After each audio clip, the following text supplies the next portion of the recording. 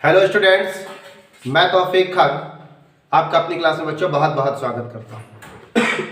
बच्चों, जैसा कि हेडिंग देख रहे हैं, हम लोग पढ़ेंगे अभिक्रिया की दर को प्रभावित करने वाले कारक। ये जो अभिक्रिया की दर है ना, यानी जो अभिक्रिया की स्पीड है, स्पीड अभिक्रिया की दर क्या है?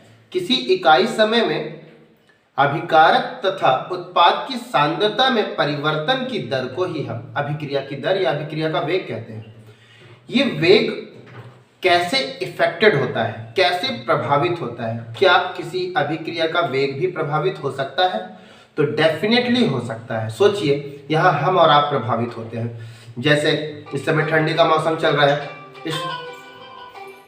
इस ठंडी के मौसम में आप क्या देख रहे हैं कि ठंडी के मौसम में क्या हो रहा है? आप पूरी तरीके से ये देख रहे हैं कि भैया आप घर से बैग लेके चल देते हैं। अब जब आप घर से बैग वगैरह टांग के चलते हैं तो फिर मोहल्ले वाले लोग आपसे कहेंगे कि अरे यार, ये तो चल दिया ठंडी में, बड़ा पढ़ाकू है। तो आपको सुनने में बड़ा बुरा लगेगा, यार मुझको कमेंट पास कर रहे हैं। दूसरे दिन तुम कहोगे आज मैं स्कूल नहीं जाऊंगा, नहीं फलाने फिर मुझे ऐसा कहेगा। तो आपको कुछ लोग प्रभावित कर रहे हो सकता है, ठंडी बहुत ज्यादा पड़ने लगे तो आप फिर घर से नहीं निकलेंगे। तो कोई ना कोई फैक्टर आपको भी प्रभावित कर रहा है काम करने के लिए। तो ऐसे ही क्या किसी रिएक्शन को भी कोई फैक्टर प्रभावित करता है? जी हाँ, बिल्कुल। किसी रासायनिक अभिक्रिया की दर को यानी अभिक्रिया के वेग को कुछ है फैक्टर, कुछ कारक हैं जो प्रभावित करते हैं। मैं बोर्ड पर लिखता हूं, देखिए कौन कौन से कारक हैं। पहला कारक है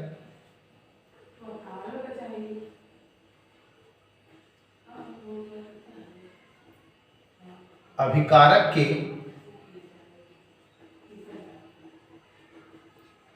सांद्रता। दूसरा है पहला है अभिकारक की सांद्रता, दूसरा है बच्चों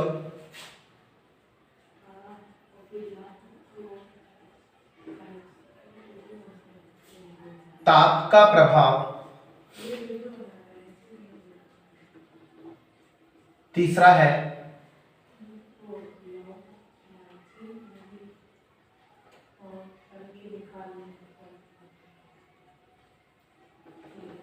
अभिकारक का क्षेत्रफल।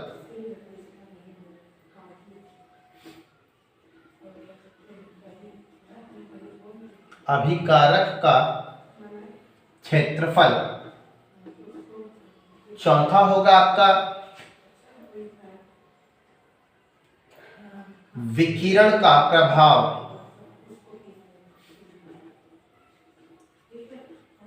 विकिरण का प्रभाव।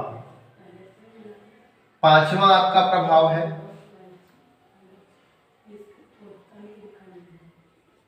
अभिकारक के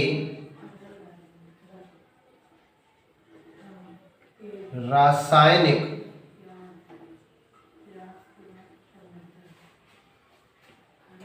प्रकृति। और छठवां होगा उत्प्रेरक का प्रभाव। अगला इफेक्ट आप लिखना चाहते हैं तो दाब का प्रभाव भी हो सकता है। लेकिन हम 6 टॉपिक यहाँ पर क्लियर करेंगे, इनफ है हमारे लिए इस अभिक्रिया की दर को प्रभावित करने वाले कारक को सीखने के लिए। मोस्टली बच्चों एग्जाम में 4 नंबर का क्वेश्चन इस रिलेशन से आपको देखने को मिलेगा। हो सकता है वो न्यूमेरिकल हो सकता है वो क्वेश्चन इस प्रकार आ जाए कि भैया अभिक्रिया की दर क्या है तथा अभिक्रिया की दर को प्रभावित करने वाले कारक क्या है। तो आपके पास में 6 पॉइंट पढ़ाना हो, मैं आपको 4 बहुत आसानी से लिख दीजिएगा और आपसे वो बन जाएगा। ठीक है, चलिए बच्चों, सबसे पहले हम लोग पढ़ते हैं अभिकारक की सांद्रता, अभिकारक की मात्रा पढ़ते हैं। मैं आपको बताता हूं, इससे रिलेटेड एक नियम है, उसे कहते हैं द्रव्यानुपाती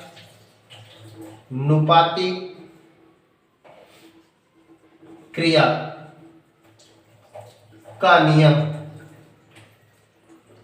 बच्चों, इस नियम को इंग्लिश में लॉ ऑफ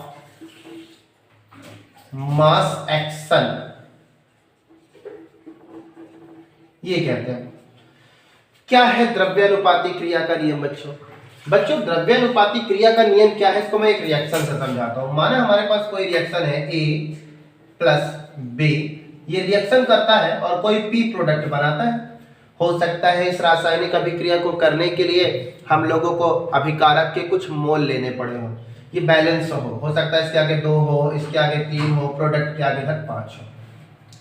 तो कैसे द्रव्यानुपाती क्रिया का नियम लगेगा? तो द्रव्यानुपाती क्रिया का नियम ये कहता है कि किसी रासायनिक अभिक्रिया का जो रेट होगा यानी जो R होगा वो R अभिकारकों के सक्रिय द्रव्यमान ठीक है के गुणनफल के समानुपाती होगा। अभिक्रिया का जो रेट है इन अभिकारकों के सक्रिय द्रव्यमान, तो इस अभिकारक का सक्रिय द्रव्यमान एक्टिव मास ऑफ A और इसकी जो मोलों की संख्या है वो इसके पावर के रूप में व्यक्त की जाएगी। ये बच्चों द्रव्यानुपाती क्रिया का नियम है। और अगर ये नियम आपका किसके अकॉर्डिंग होता है? बलगतिकी के आधार पर, तो ये 1/2 हो जाता, ये 1/3 हो जाता, ये 1/5 हो जाता। ठीक है, तो हाँ अब हम द्रव्यानुपाती के रूल से देख रहे हैं। तो अब दूसरा एक्टिव मास ऑफ B की पावर 3 समानुपाती है, ये ऐसा। तो अब इस नियम से आप क्या देख रहे हैं? हम ये देख रहे हैं कि जो अभिकारक की सांद्रता है वो सांद्रता यदि बहुत होगी तो डेफिनेटली उस रिएक्शन का रेट इंक्रीज होगा, रेट हाई होगा। और अगर अभिकारकों की सांद्रता कम होगी तो उसका रेट जो है वो भी कम हो जाएगा। ठीक है ना बच्चों? तो आप क्या समझ में आया आपको कि किसी अभिकारकों की यदि सांद्रता उच्च होगी तो उस रिएक्शन का जो रेट होता है वो भी उच्च होता है। परंतु यदि किसी रासायनिक अभिक्रियाओं के अभिकारकों की सांद्रता कम होगी तो उसकी जो दर है, जो रिएक्शन की जो रेट है वो भी कम हो जाएगी। एक एग्जांपल से मैं इसको आपको बेहतरीन ढंग से समझाता हूँ। चलिए बच्चों, एक एग्जांपल लेता हूँ। चलिए आप समझेंगे इसे, सुनने में भी आपको मजा आएगा और देखने में भी आपको जरूर मजा आएगा। चलिए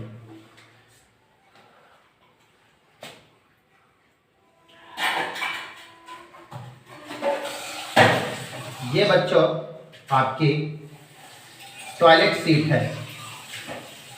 ठीक है, अब आपको पता है कि भैया इधर ये जितनी भी टाइल्स लगी हुई हैं ये टाइल्स हमारी गंदी हो जाती हैं, प्रयोग करते करते, यूज करते करते गंदी हो जाती है।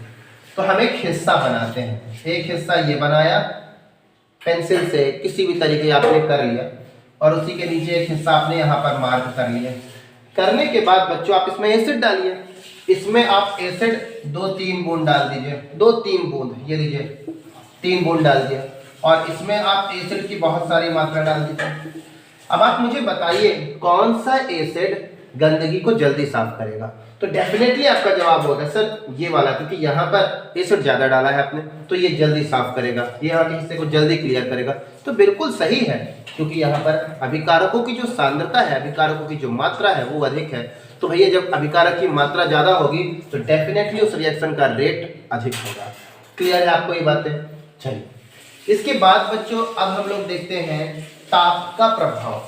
कैसे कोई रासायनिक अभिक्रिया का जो रेट है, जो अभिकारकों का जो क्रिया करना है, जो अभिकारक हमारे उत्पाद में कन्वर्ट हो रहे हैं, यानी जो भी रिएक्शन का रेट है वो रिएक्शन क्या ताप से भी प्रभावित होता है? बिल्कुल बेटा, डेफिनेटली ये ताप से प्रभावित होता है। चलिए मैं इसको पहले एक एग्जांपल से बताता हूँ। बच्चों आप ये देखिए, मान लीजिए आपके पास 2 बाल्टी हैं, समझ लीजिए 10-10 लीटर की होंगी। अब वो आपके ऊपर है कि आप 15 की रखते हैं, 20 की रखते हैं, खैर आपको मुझे समझाना है। ये 10-10 लीटर के 2 बकेट हैं। मैंने 10 लीटर इसमें बच्चों पानी भर दिया, इसमें भी 10 लीटर पानी भर दिया। बिल्कुल समझिए ये पानी मैं कहाँ से भर रहा हूँ? आपके घरों के ऊपर टंकियाँ रखी होती हैं, उन टंकी से जो पानी निकल रहा है इस समय ठंडी है, तो डेफिनेटली उसमें से जो पानी आ रहा होगा ना वो बिल्कुल ठंडा है, यानी दोनों बाल्टी में ठंडा पानी है। क्लियर है बच्चों? अब इसमें मैं 5 चम्मच, ज़्यादा हो रहा हो कम हो रहा है तो आप समझ सकते हैं कि ज़्यादा हो रहा है कि कम हो रहा है, बस आप ये समझे। मैं 5 चम्मच यहाँ पर आपको पाउडर कपड़ा धोने वाला मिलाना है, यहाँ पे मिला दीजिए। 5 चम्मच आप इसमें भी मिला दीजिए। मिलाने के बाद इस बकेट को आप गर्म कीजिए। अब अगर गर्म कर रहे हैं तो गर्म हो गया।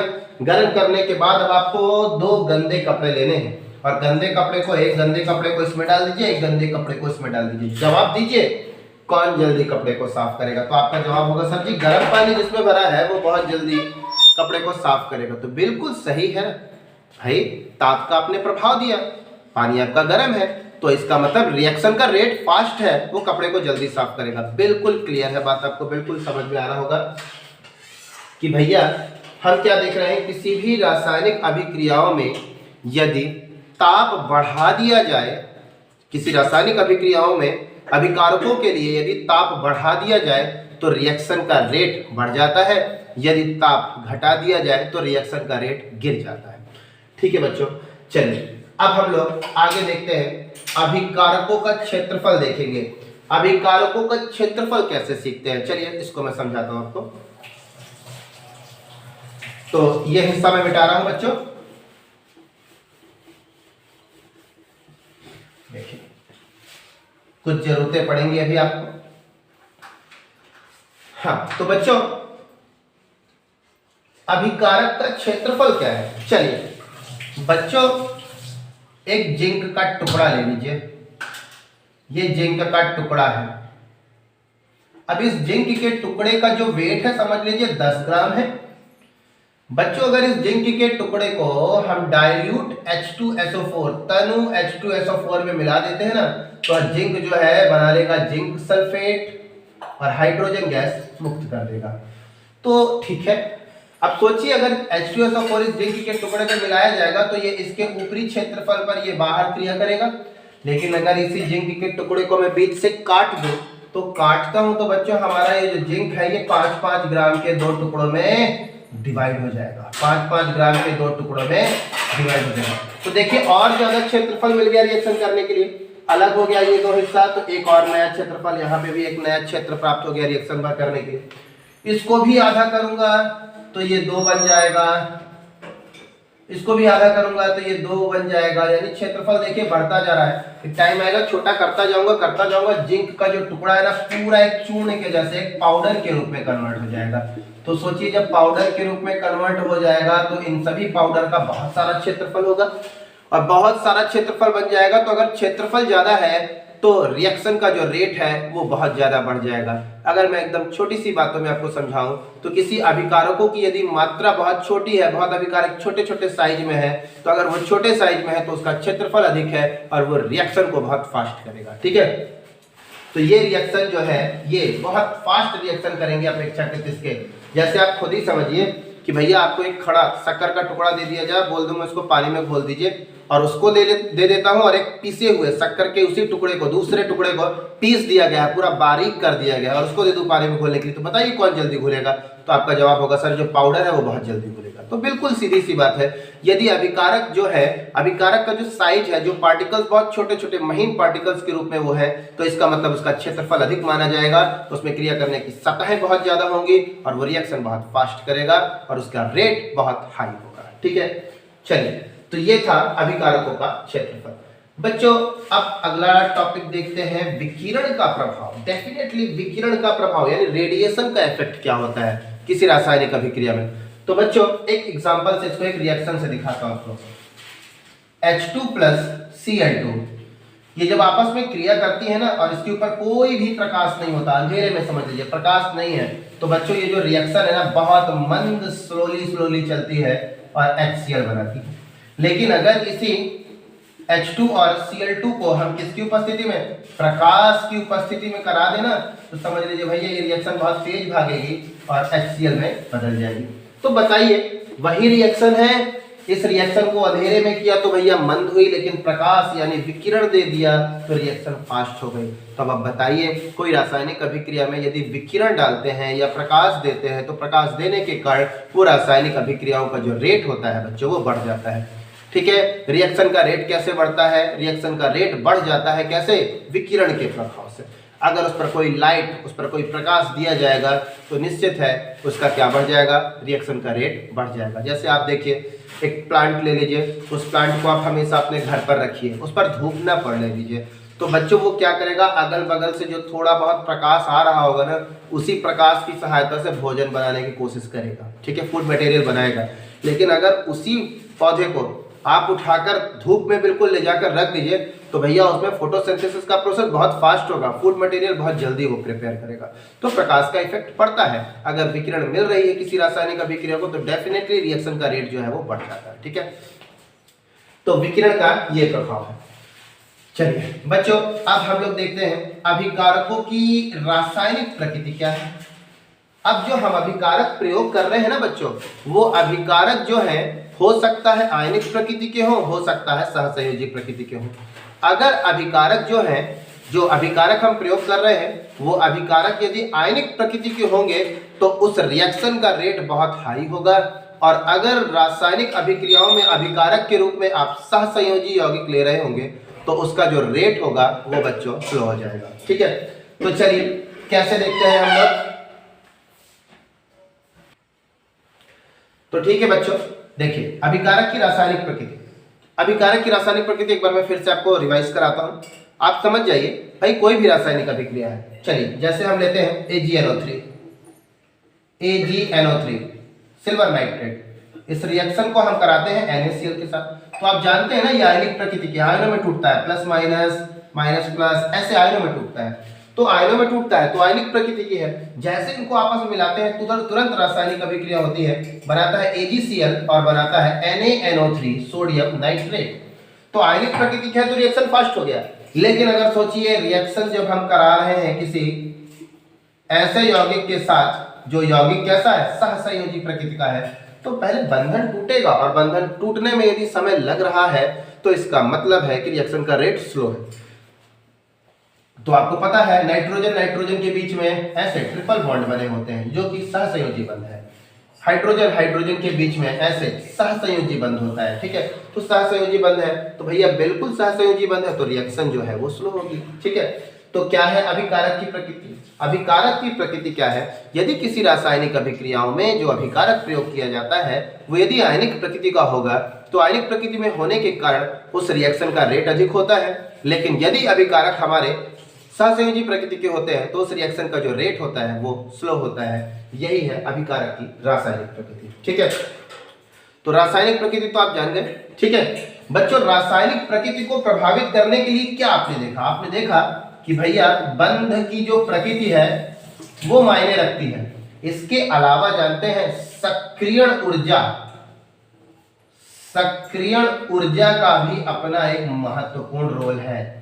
सक्रियण ऊर्जा जिसे EA से प्रदर्शित करते हैं, EA एक्टिवेशन एनर्जी।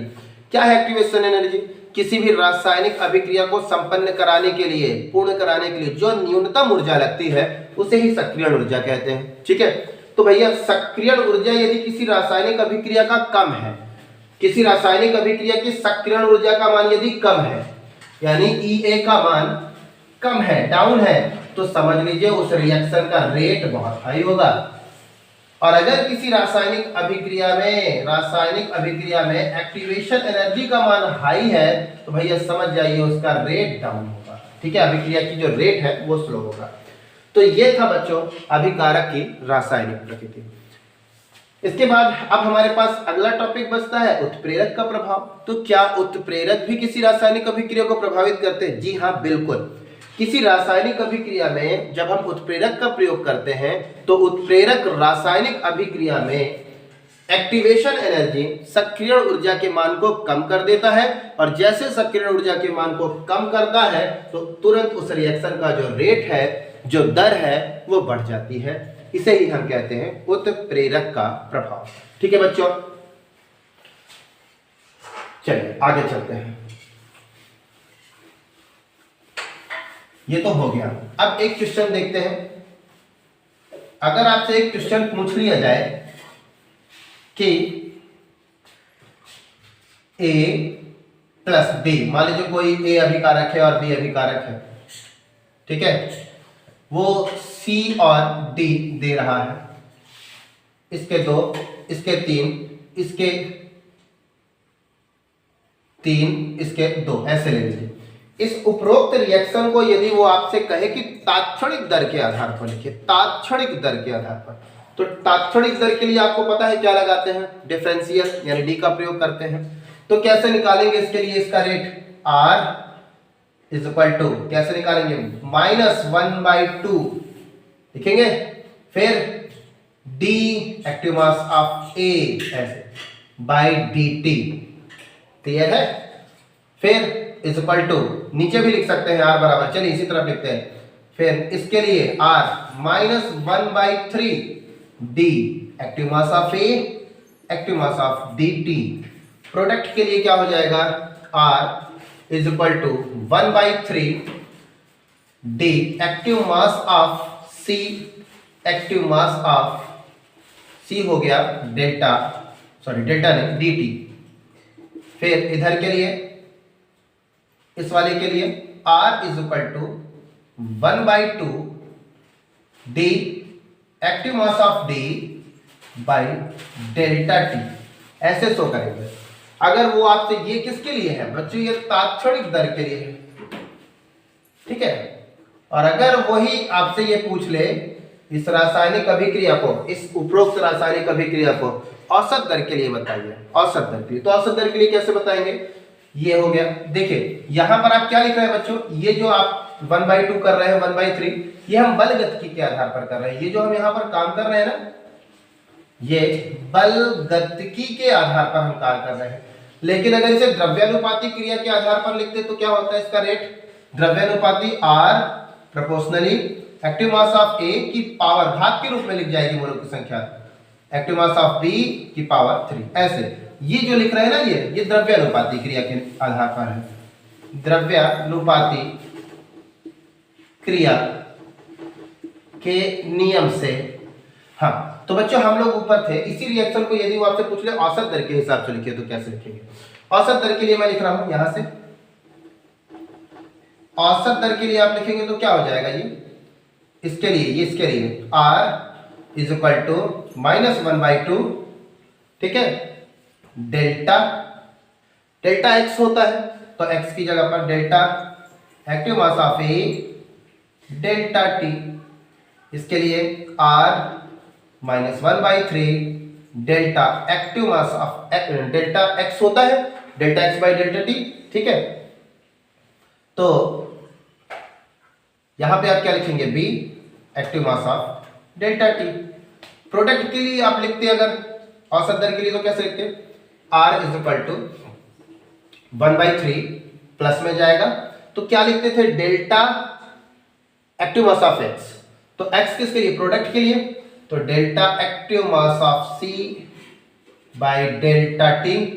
उसके लिए क्या होता, R is equal to 1/2 delta active mass of D by delta t। तो इस प्रकार व्यक्त करते हैं। तो बच्चों उम्मीद है मुझे कि आपको आज मेरी क्लास समझ में आई होगी। धन्यवाद।